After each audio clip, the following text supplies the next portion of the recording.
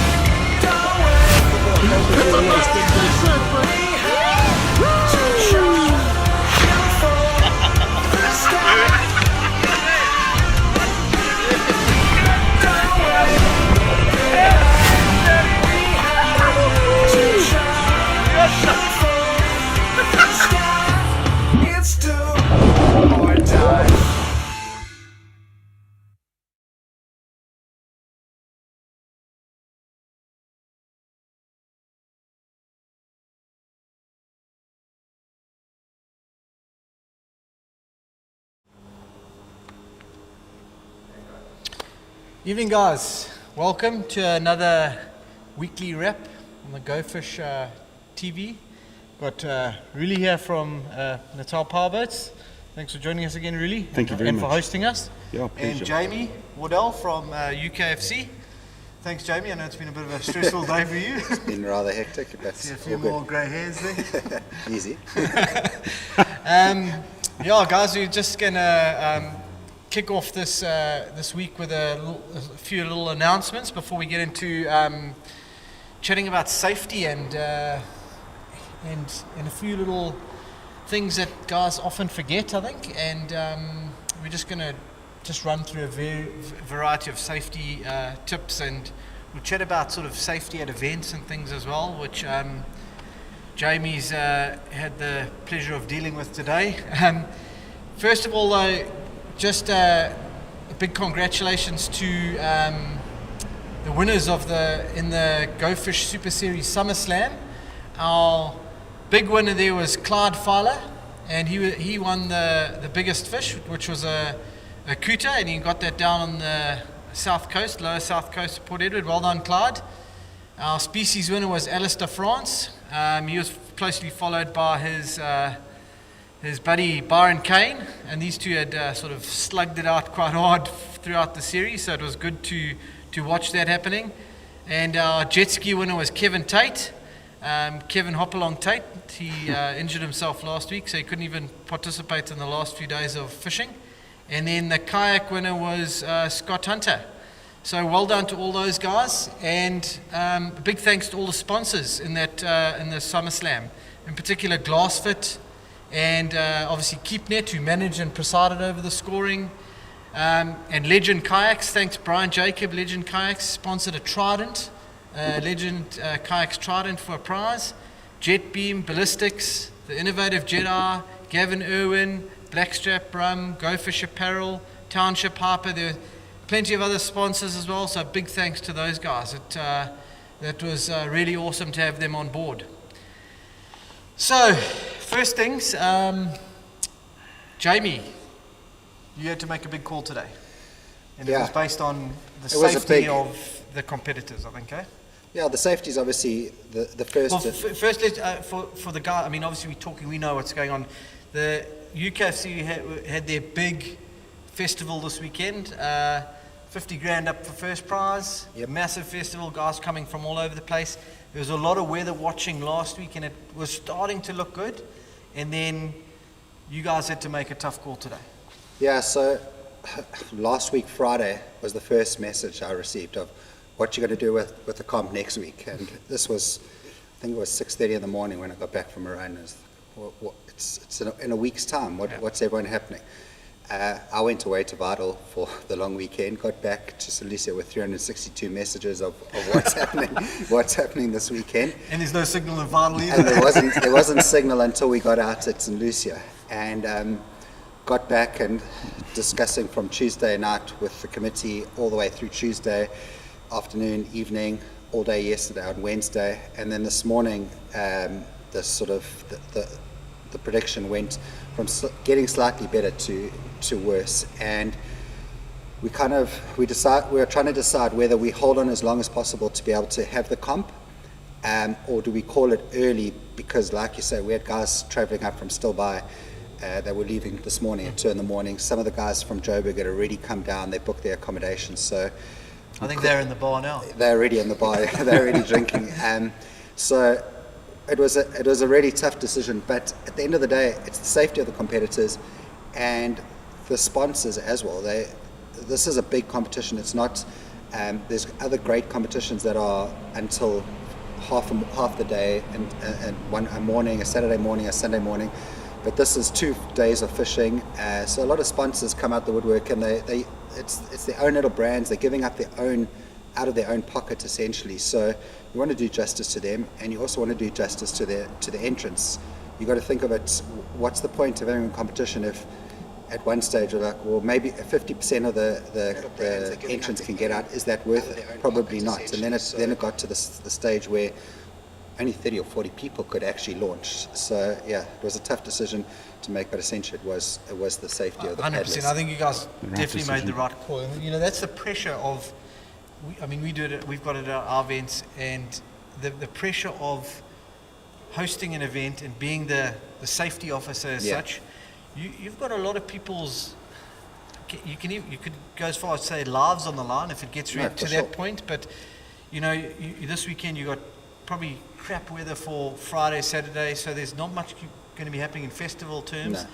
And then there's big swell and potentially there's obviously there's heavy winds on Saturday, and like I say, even if you launch the guys out of Durban, you've got them going to get blown all over the place. Exactly. And you've got guys who fish this comp who are newbies. Yeah, You don't for want to sure. put those guys No. in a position And they're going chasing into a money. shipping lane. Yeah.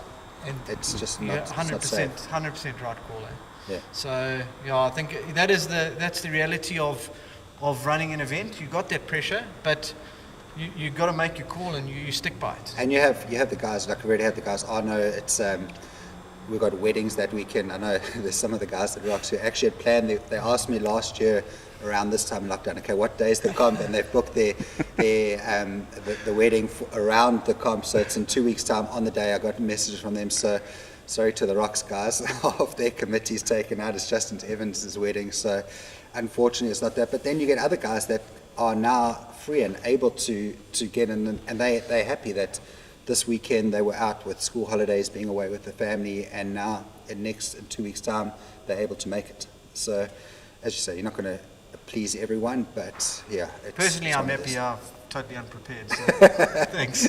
I tried to find some fishing mates for today, and no one wanted to come because no one wanted to use up their bait, which has been scarce, and no one wanted to tie any more traces. So And no I one wanted to couldn't- fish with you, mate. The Yeah. big call. No, it was even before we made the call. So yeah, but yeah, that's what it is. Yeah, but that's the reality of it, and I think well done. You know, because you know it's actually harder to make that call than to just go ahead with it and then have a half day of fishing. So Yeah. I think you guys have done the right thing. And And it's the 15th, 16th is when it's been Yeah, moved, eh? yeah. So just 2 weekends time. We thought Anyone who hasn't entered, they can still they can still enter. Yeah, yeah. So yeah. Okay, fantastic. Before we just get into anything else, we just are we able to pop that Suzuki ad on, Cam, or not? Yeah, all right. We'll pop that in quickly.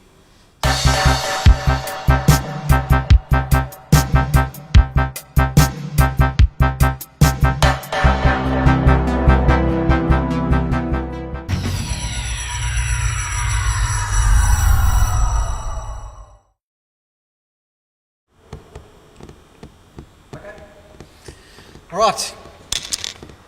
Really, I think what we're going to do is we're going to jump up on the boat here, and we're going to just chat a little bit about pre-launch checks on a ski boat, because like we were saying before, is you often, not often, but there's times where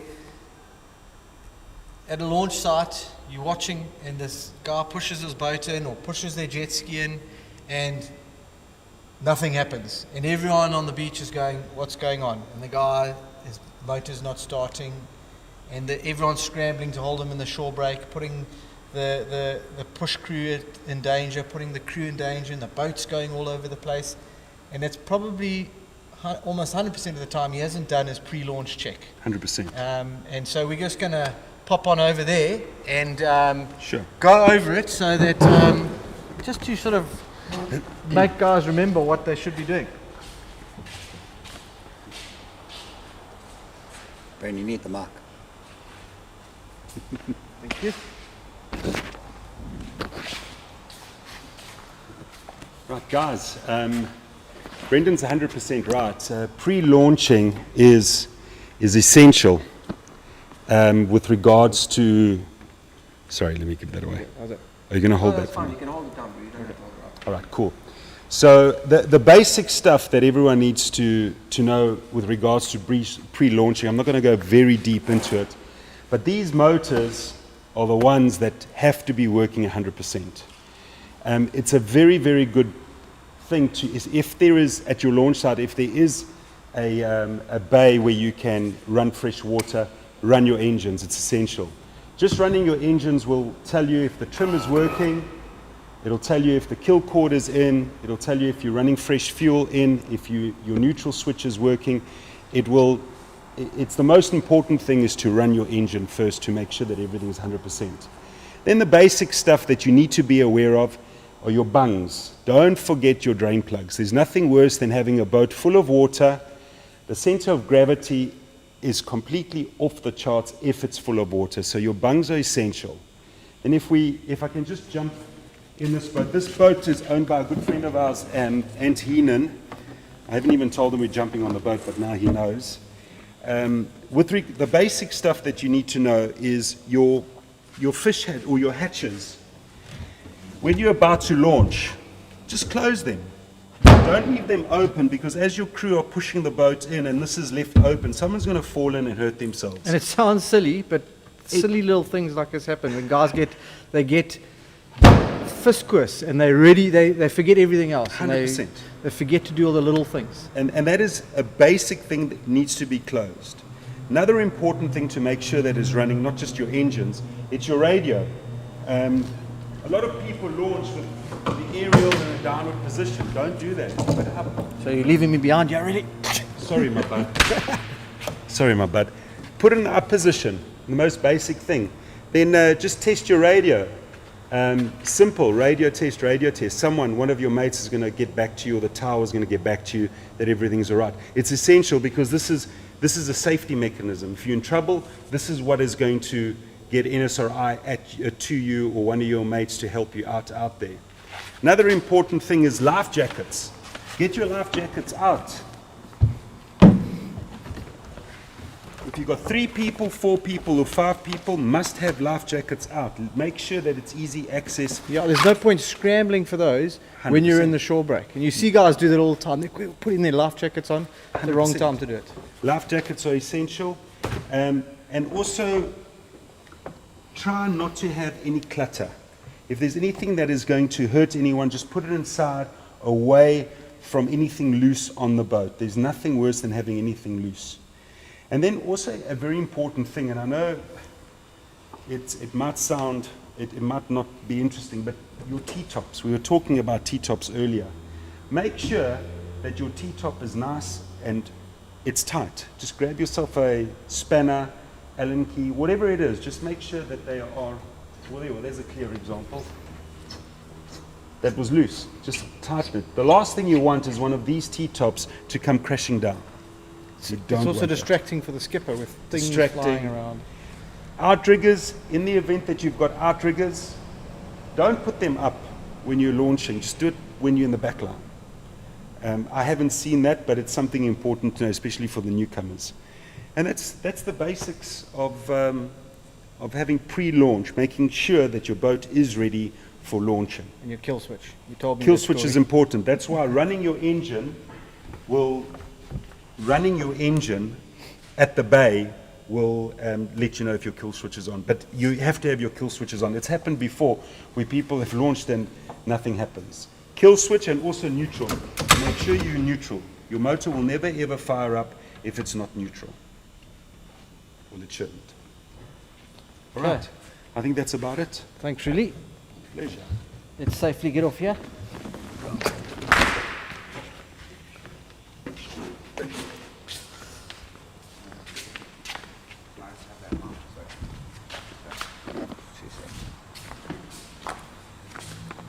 Okay, thanks for that, really. That's yeah, it's actually so important. Sometimes just the little things that when you get excitable and you folks just want to get out into the, especially if it's a nice clear launch and they don't have to wait in the queue, or sometimes if there's a bit of a queue and they're a little bit held up or something, then pull your boat aside, make sure you're ready, don't rush it and get pushed along by someone else. It's all about patience, isn't it? You can't rush it and get yourself into trouble. That's the worst thing you can do. 100%. I think also on the kayaks, where guys, they want to carry down and they got their mate and they rushed with their mate and they carry down and then they see a gap and they forgot their two bungs in the front, strap down the hatches and screw the hatch, the rear hatch on properly. And there's been stories of guys sinking because of that, because they haven't put their bungs in. I mean, a kayak's a lot more forgiving, but you still need to go through your sort of processes. And same thing, guys, they left their life jacket or they've left their life jacket in the car and they just go, they forget it, and then they just push it and go.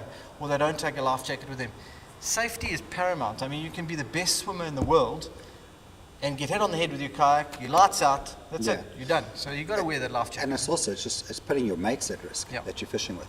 Well, that's the thing, is because they've then got to come help you and stuff. Rather just look after yourself and you're looking after your mates as well. As a skipper of a boat, you've got the crew, and then you've got the guys on the beach as well. Like you said, you've been in an incident where you've had to go in and help guys out the surf as well, because their launch hasn't gone according to plan, you are then in danger as well. So safety is very, very important.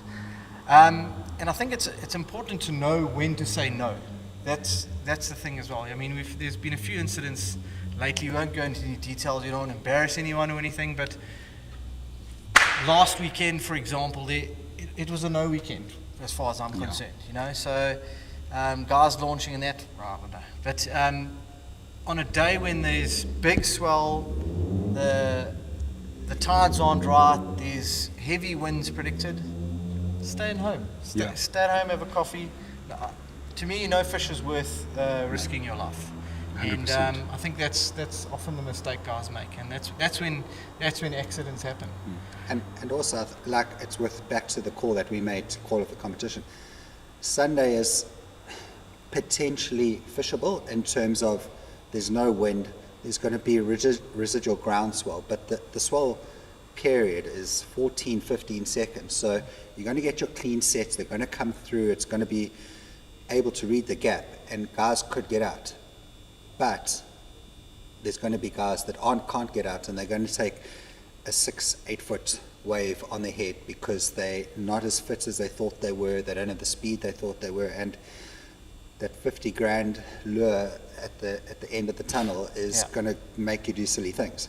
And that's what guys do forget, is that when you're reading those, your predictions for the week, and a 14-second swell period looks great for a nice gap. Yeah. But what it brings with it is a massive ground swell. Yeah. So that's 14 seconds of ground swell coming up to whack you in the face if you time it wrong. Yeah. And there are guys who are going to time it wrong. No, for that's, sure. That's how So it's happened. it's happened many times in the kayaks where guys are standing on the beach and they go, okay, this is our gap.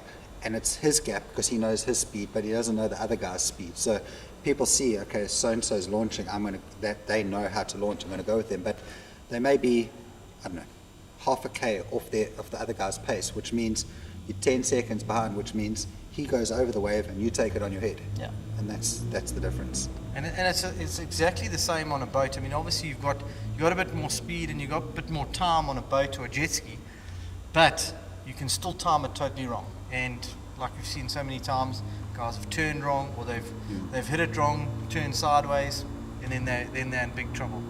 We're just gonna, before we go into those there as well, the other thing to consider, I think, is also your tides and the depth of the water. You think got things like sandbars and stuff like Belito, I think, is a prime example. Salmon Bay is often very unlaunchable for boats or jet skis. Yeah. I mean, kayaks, it's a bit more forgiving as usual, but you know, it can look great as a launch, but if there's a very low tide and there's a sandbank there, well, you're gonna get stuck and you're gonna run into trouble. So there's a lot of factors to take into account when you're launching. And again, back to our decision for Sunday, the tides are, I think it's like 10 past 6 on Saturday and just before 7 on Sunday, which means you're launching on a full tide, which all it's going to have is your shore break. But then now guys have got out and now they're launching on 6 to 8 foot surf, and it looks very different when you're coming in after 4 or 5 hours of fishing on a shallow bank as to what you paddled out through. So that's also a consideration. What it's going to be on your way back. That's very important, yeah, is to work out what it's going to look like on the way back, because that's it's a very different prospect coming back in.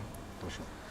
We're just going to drop into some videos now, and then chat over them. The first one is. Sorry. Just checking that it's connected, yeah? Okay. This is down at Hibberdine. This is Pierre Becker from Sapphire Insurance.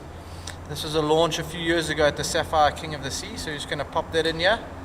Ready to roll there, Cam?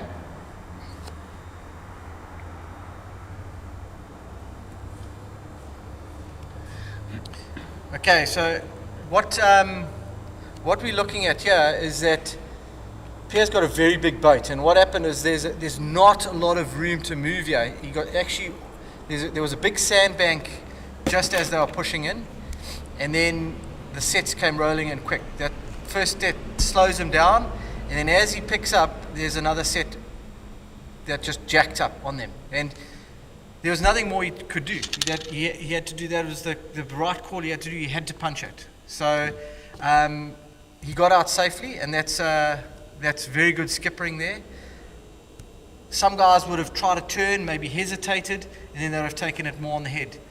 I think when you're skippering, okay, Jamie and I are more kayak fishermen, but when you commit, you've got to fully commit. You can't hesitate halfway through. When you've made your decision to commit into that set, you commit and go. And you can tap off as you hit it, but if you hesitate at any point, you're going to be stuck in no man's land, and that's when you're going to get yourself into big trouble. The next one is a jet ski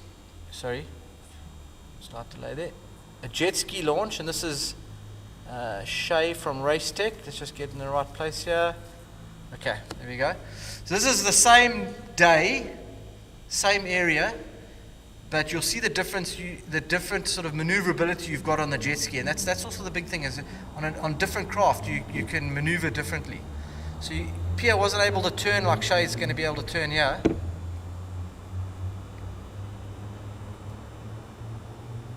Yeah. You see the speed, you're able to run away from the bigger sets and then time it right.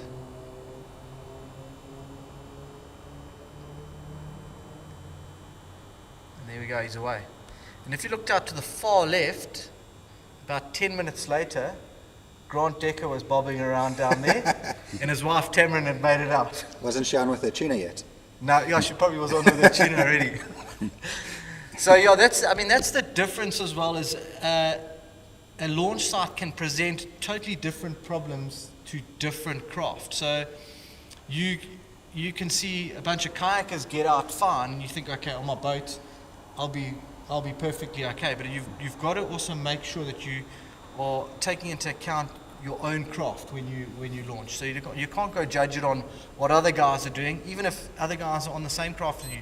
You've got to read the launch site how you feel comfortable, and that's why guys need to learn to say no. So if they're sitting there and they feel this is not my day, I'm not comfortable launching now, they need to make the call and turn away.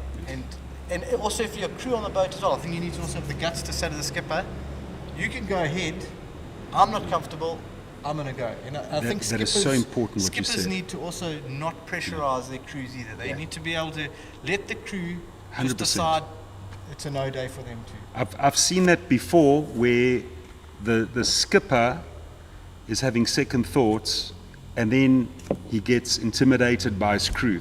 It's essential that the crew also understand that it's their safety at the end of the day. And it's happened more than once. And it's also, with regards to launching, and you shouldn't be launching, it's the guys that are on holiday, they've planned this trip 6 months or 12 months ago. They've got 3 days of holiday, and they're getting pressurized to launch. You've got to say no. I've seen people launch in weather that, honestly, I've actually interfered once before, and I said, guys, please don't. And of course, I got lambasted, but just be careful. I agree with what you're saying. Crew play a big part. I'd also like to mention something with regards to boating. That's what I'm good at. Be careful with boating. There are boats out there that are underpowered. So if a guy buys a boat and he wants to go out through the Durban Harbour or Richards Bay Harbour, and let's say it's a 17-foot boat, he can get away with 240s because it's a sheltered launch, it's easy, he's not going too far.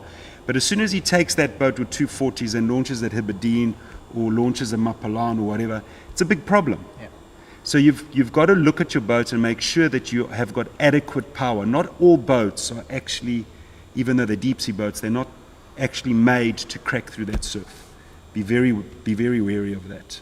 And another thing, when you're talking about from sort of one area to another, if you're a visitor at a launch site, the best thing you can do is watch and see what the locals do. And if the locals are all sitting on the beach waiting, then you know you probably shouldn't launch either.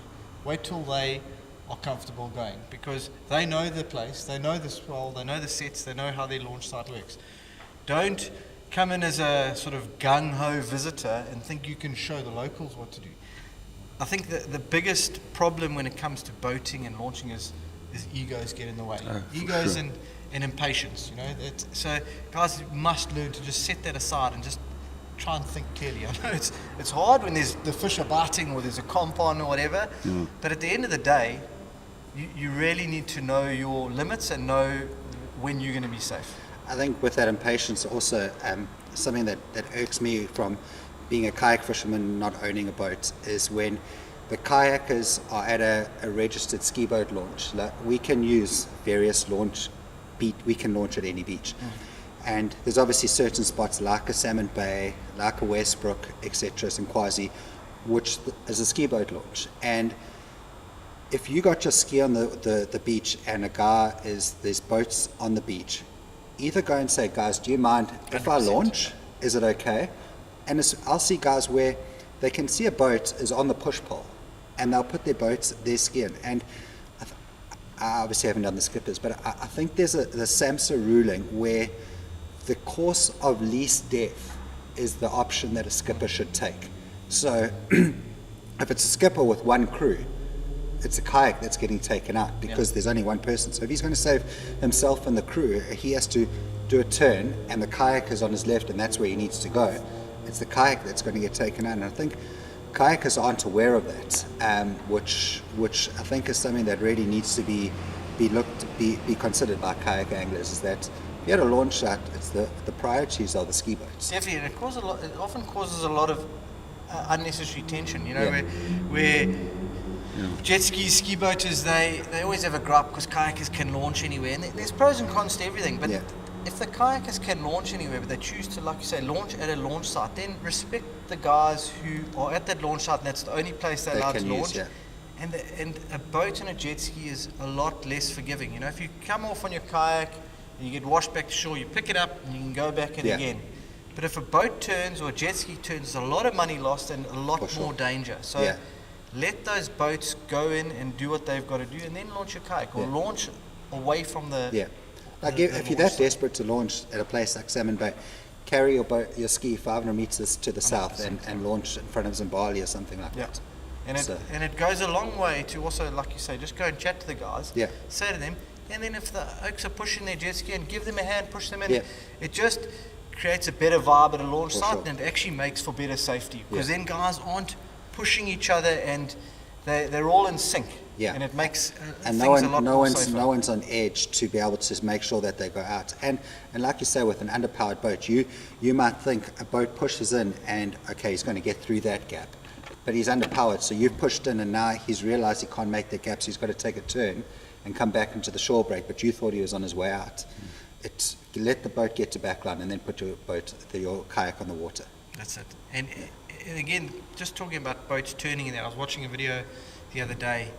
Again, patience. The guy turned, and then he went for it when there wasn't a gap. And it's even when you're in the surf zone, most launch sites they launch sites because they're probably the safest area within that sort of zone to have your launch. And there's normally enough area to sort of hold your boat, hold your position, and just keep turning and keep turning. Wait longer for your set. Don't just think, all right, I need to go because there's people waiting on the beach, or I need to go because people will laugh at me if I turn 2 or 3 more times. No one's going to laugh at you. They'll be more concerned if you don't turn again and flip your boat. So have patience out on the water as well, and just watch those sets and sit and wait and wait and wait. Wait a little bit longer if you have to, and then go. You don't want to be the guy who turns over. You know, it's No one not wants to pleasant. turn I mean, over. it's No, 100%. something to talk about later on, and you hear guys laughing about it and when they flipped, but there's times where guys don't make it out of there, and that's not pleasant. And I think at all. if you're that skipper that's flipped, you're going to struggle to find crew. You're going to have no mates to fish with you anymore. That's the beauty of kayak fishing. Yeah. You got your own crew. Okay, before we go into anything else, we're just gonna can we run into that Yamaha Wave Runner ad?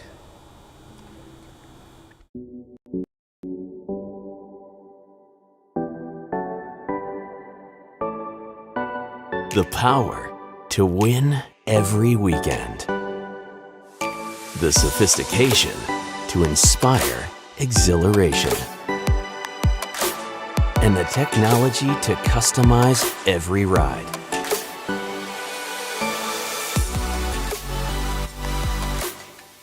Packaged to create a luxury ride like no other.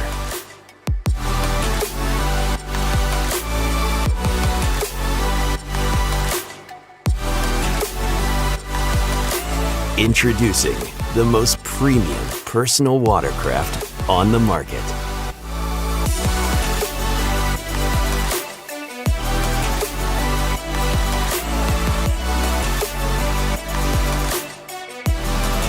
The 2021 FX Series from Yamaha.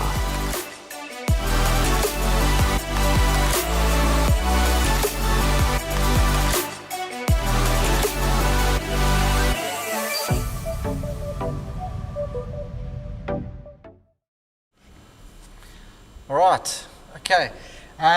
Just another thing we actually didn't talk about there, and we've chatted about in an article before. I think an article in Go Fish we call it something about non-swimmers, and that's actually something to remember as well. I mean, there's guys who go out fishing or they go out boating, and they can't actually even swim. I mean, if you're gonna get into the sport, at least don't be a non-swimmer. Be like Decker. Pick on him when he's not here. Look, if I can just interrupt with SAMHSA, it requires that if you're a non-swimmer, you have to have your life jacket on at all times. That's the rules. So just Even when you're out. even right when you're on- out, yeah. even if you're on whatever, whether you trawling, whatever it is, if you're on a boat, whether it's inland water or out at sea, if you're a non-swimmer, by law you have to have your life jacket on at all times. The problem, of course, with the life jacket is that it's difficult to fish with. I mean, it's big, it's cumbersome, gets in the way. But also, I mean, the thing is, guys also don't, they forget that safety is also beyond the breakers, you know. So it's all well and good getting through the sets and you're out on the back line, but You had an experience just the other day, you said at Vidal, where you thought you were past backline, started unpacking, and then what happened? As I was getting my rods out, saw a set pick up and paddled over it. Luckily, I hadn't put my paddle in the straps. Paddled over it, saw another one feathering, and had to ramp it. And I honestly had flashbacks of either my kayak sinking or swimming back the K from the back line all the way back into Vidal, which, I paddled so hard I thought I'd basically ramped over to land in 30-40 meters of water. So, but yeah, it's you got to make sure that you fully aware of your surroundings. And at a place like Vidal, I was what I thought far away, but you forget how strong that current is and how quickly you move in that current. That within the time of unclipping my hatch, I had moved that far south that I was back into the zone of where the waves were breaking. And the ocean's an unforgiving place. I mean, it can just wake you up that quickly.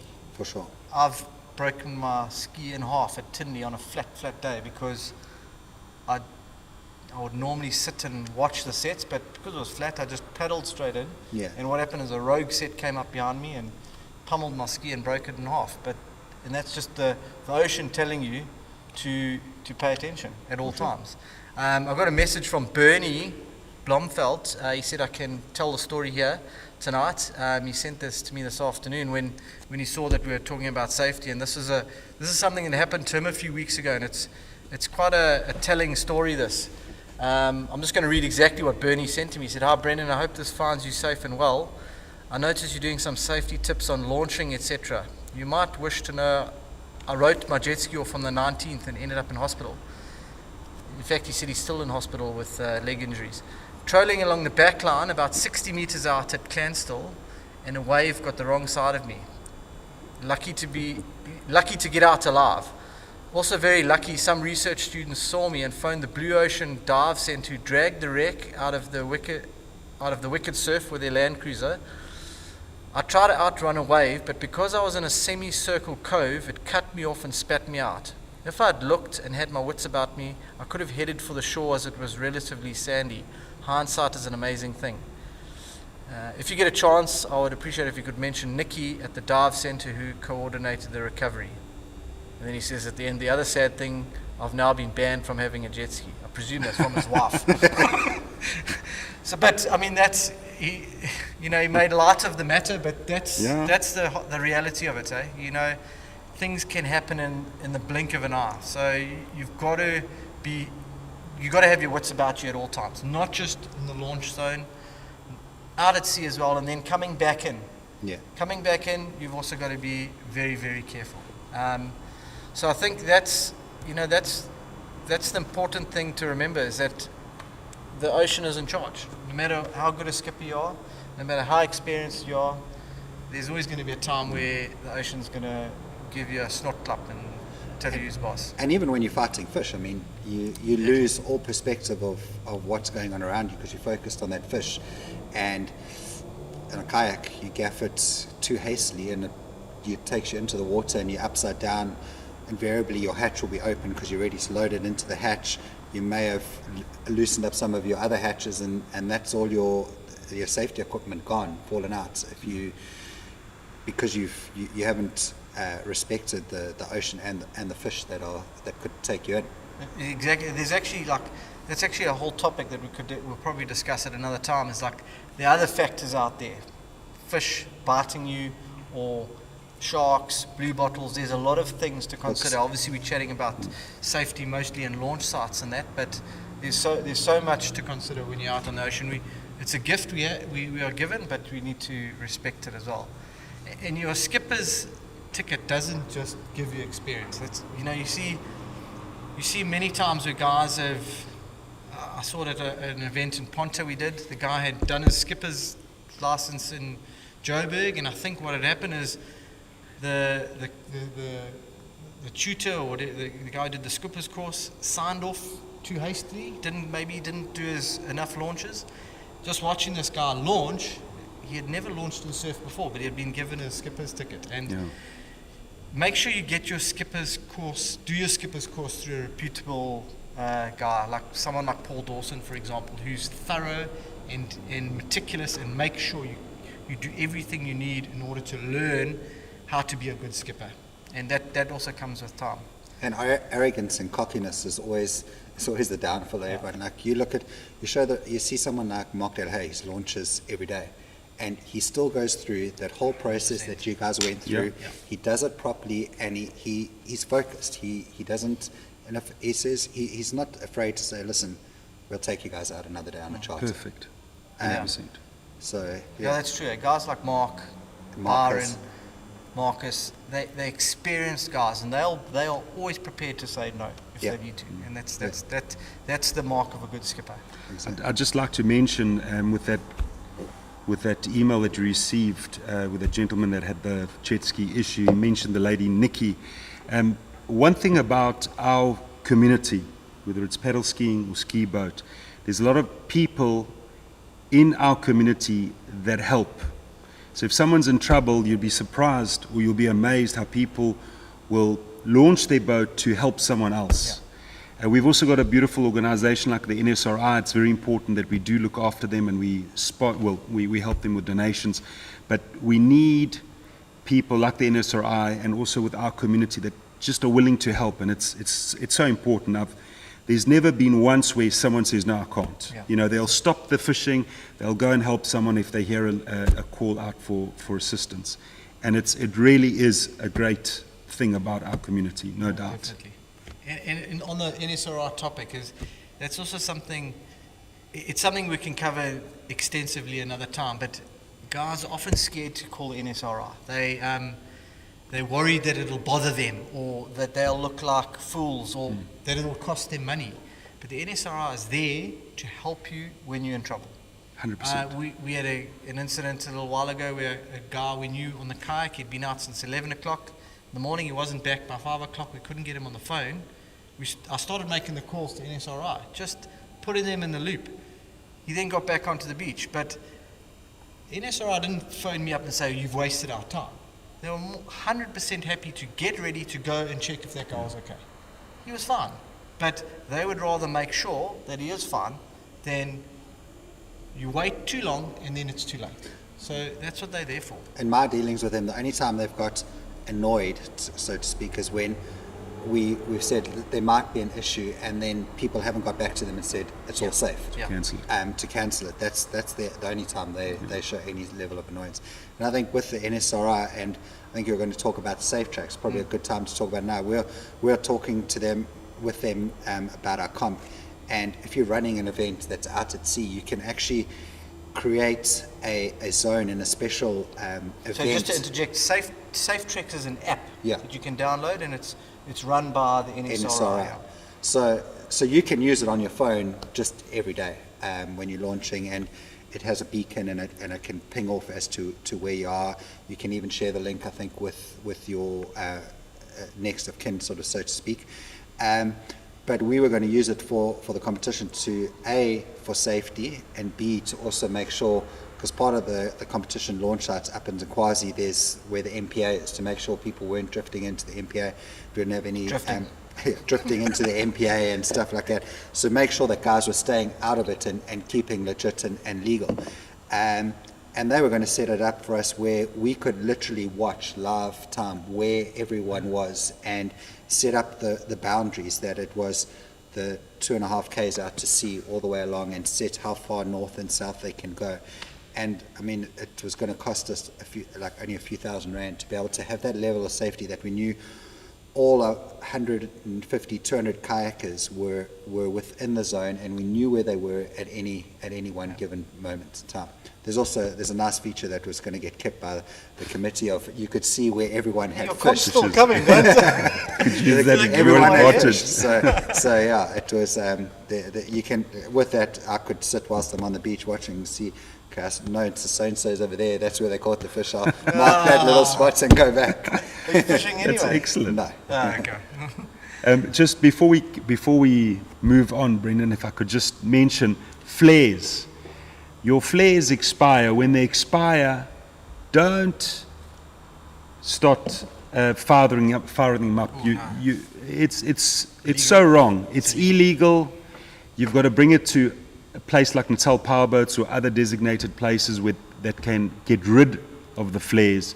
But it's essential that you don't fire them up, because NSRI will see that, or some concerned person will see it and say, hey, I saw a flare, wada, and then they go out looking for you. So it's essential that everyone It understands happened a few flares. years ago. Some tool let one off on the beach, and I think NSRI were out all night trying to find if there was someone out there. And they Yeah, no, wasted that's their offsides. It irritates me when I hear that, and I just begging everyone not to just discard them. You can't throw them in your bin because they're considered as explosives. You got to take it to a designated place, and they will you be guys able are to. one of them. We are one of them. I know Lawrence as well. Is the there's- NSRI not one as well? They use them for their training, is that right? It Yeah. could be. Yeah. It could be. Don't That I'm not quote too me sure. out. Don't quote us Well, on that. That's where to bring them. We're just going to quickly show you the new Ford Ranger again while we have a sip on the beer there. Life doesn't come with an instruction manual.